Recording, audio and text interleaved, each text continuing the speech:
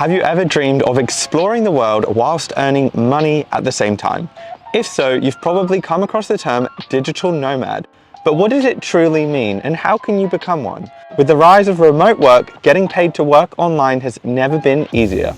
In this video, I'm going to be sharing with you guys how I became a digital nomad. I will also be giving you some practical tips and advice so you can maybe obtain this lifestyle as well. If you find this video useful, please consider subscribing down below and give this video a thumbs up. Did you know that digital nomads have actually been around since 1983? The first being a guy called Steve Roberts in America. Steve was a freelance journalist that was sick of being chained to his office, his one location, so he decided to become a digital nomad. Steve decided to strap a computer to his bike and cycle across the US. In the first half of his tour alone, he covered 10,000 miles. He later ended his digital nomad journey in 1991. Because Steve was a journalist, he would write his articles from his tent and then file them using the payphone. A lot has changed in the last 40 years, but I think the mentality has stayed the same. If not, it's completely grown. People don't want to be strapped down to one location, and like Steve, we want to see the world. Many digital nomads are often seen jetting off to new destinations and working from exotic beaches. By definition, a digital nomad is someone who earns a living by working online from various locations of their choosing, as opposed to being tied down to a fixed location. 2020 certainly showed us that remote work is possible and it's here to stay. In fact, many companies report higher revenue and higher productivity from letting their staff work flexibly, work from home, or just work from anywhere in the world. I think 2020 has really paved the way for digital nomadism with the rise of digital nomad visas, digital nomad co-living spaces, digital nomad cafes. They're everywhere. My number one piece of advice for aspiring digital nomads is make sure that you are covered in the event you get sick or injured. That brings me on to the partner of today's video, Safety Wing. Safety Wing is my go-to travel medical insurance that I have been using since I left the UK in 2021. When I started researching travel insurers for my big trip, I had this dilemma. I was traveling to multiple countries and I didn't know when I was going to come home. That's when I found Safety Wing. Safety Wing provides global coverage for digital nomads who are traveling anywhere outside their home country. The great thing about Safety Wing is it works on a subscription basis, and for as little as $1.60 per day, you can travel to your heart's content knowing you're covered if something happens. Maybe the airline loses your luggage, maybe you get injured.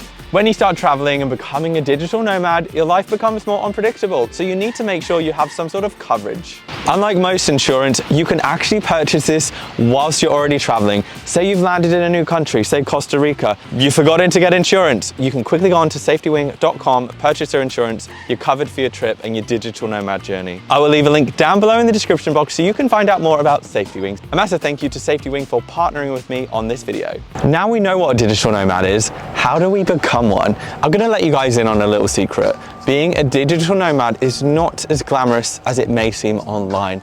I have worked from the dorm room of a 20-bed hostel room before. I have worked from an airport on a layover at 2 a.m. in some random airport with no coffee and no food. There's nothing glamorous about that. Here is just a few reasons why you may want to become a digital nomad like me. The top reason for me is to explore new places and new cultures. Other reasons include having a change of scenery. If you work online and you can work from anywhere, you can constantly change up where you work.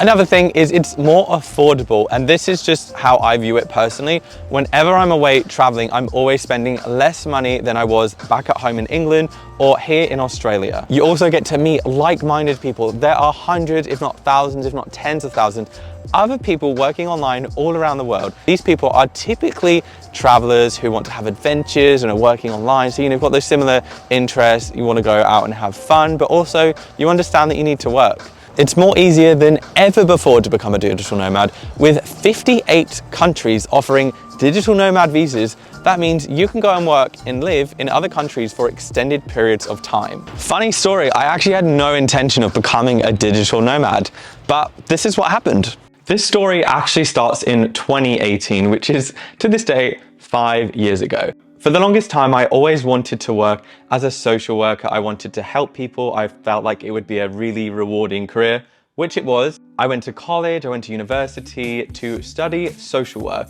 and then I graduated in 2016. I started working for the local government. I was working in the social services sector. This brings me to 2018. I ended up going to Thailand with a friend. It was my first experience backpacking. We did a month in Thailand, which is like the classic backpacker route. When I landed in Thailand, I saw people with laptops, and I would ask people, how long have you been traveling for? And they would tell me a year, 2 years, maybe 3 years. I was like, how are people living this life of traveling full time and working from their laptops? Fast forward 18 months, I saved up as much money as I could, and I left on January the 1st, 2020. Now, we all know what happened this year, so I won't go into detail. Fast forward 1 year later, I was stuck at home. I'd saved even more money like everyone else because, we weren't allowed to leave our houses. And I left the UK in July 2021. I set up my YouTube channel, Chasing Dane, and I was like, I'm gonna take this seriously. And I just left on a one-way ticket. So I was kind of digital nomading. I just wasn't really bringing in any money. I was editing YouTube videos. Ended up spending an extended period of time in a little town in the west coast of Mexico called Puerto Escondido. And I feel like Puerto Escondido is a little digital nomad hub. I would go to the Selena Cafe and edit my vlogs because that was like the only place that there was Wi-Fi. And I was like, wow, everyone around me is working. So I feel like I had so much exposure to people working online, but I was like, what are they doing? Like, how are they earning money? How can I earn money online? A few months later, I ended up moving to Australia on a working holiday visa. I then started a full-time job, 9 to 5 again. And I felt like at this point, it's been a few years since I started traveling, and I was in this cycle of save, travel, quit job, start a new job, move to another country.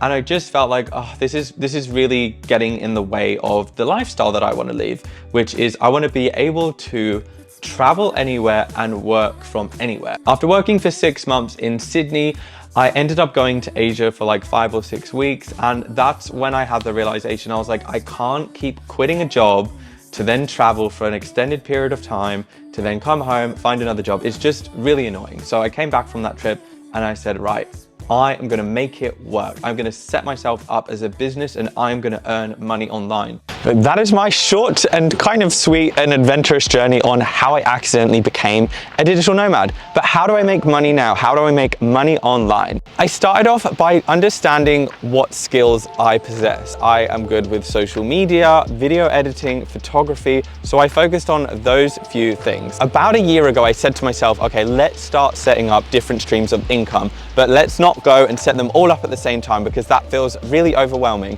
So I started off by taking small steps by building different streams of income. So at the moment I have about 4 or 5, and I'm just going to talk through what these are. My first stream of income is YouTube. I put ads on videos, I create these videos which I really enjoy, and then I get a bit of money each month. My second stream of income that I set up is affiliate links. So affiliate marketing works like this. So me as a creator, say I recommend a product to you on, say, Amazon, I can put my Amazon link down below, and then I get a small kickback every time someone purchases that product. It doesn't cost customers any more money, and there are tons of brands that offer affiliate links to content creators such as myself. If you are a content creator yourself, Safety Wing run an ambassador program where you can join a growing online community and earn money through affiliate links. I'll leave some info and links down below in the description if you want to find out more. My third stream of income is my biggest source of income, which is my freelance work. So because I am good with a camera, I am good with social media,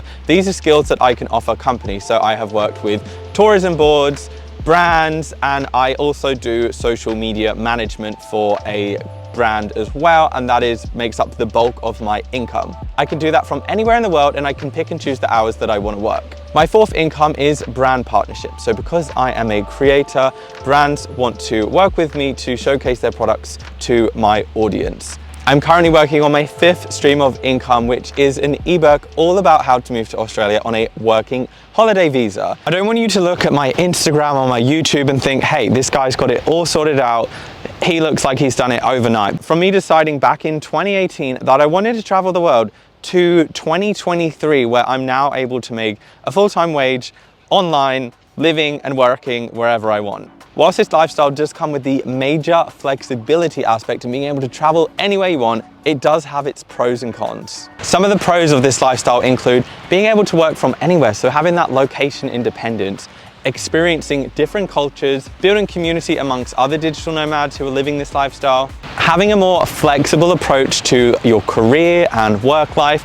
And another thing for me is I noticed my confidence improved so much by working for myself and working online. But we can't talk about all the good things and not mention the bad things. So a few downsides to being a digital nomad is it can have an effect on relationships with your friends, families, maybe partners who don't really understand this lifestyle. Unstable income. Some months I make more money than other months, and I think a lot of other digital nomads can probably relate to this. You can't be a digital nomad without Wi-Fi. I get Wi-Fi anxiety. I heard this terminology from a friend and I was like, I definitely suffer from Wi-Fi anxiety. If you're going to a country or a city, you need to have good Wi-Fi in order to work online. Another thing is loneliness. It can be incredibly isolating to work on your own all the time. There also comes about time zone challenges and work-life balance. I myself, I would admit, I have terrible work-life balance, but it's not always like that. So if you've watched this video and you think to yourself, okay, this is something I may want to pursue now or in the future, here are some practical steps that you can take to start earning money online. Step number one, find something that you love doing. Find something that sparks some passion, some interest. For me personally, it's social media, video editing, photography. Those topics spark my interest. I could happily do those things all day, every day, and mostly those things can be done online from anywhere in the world.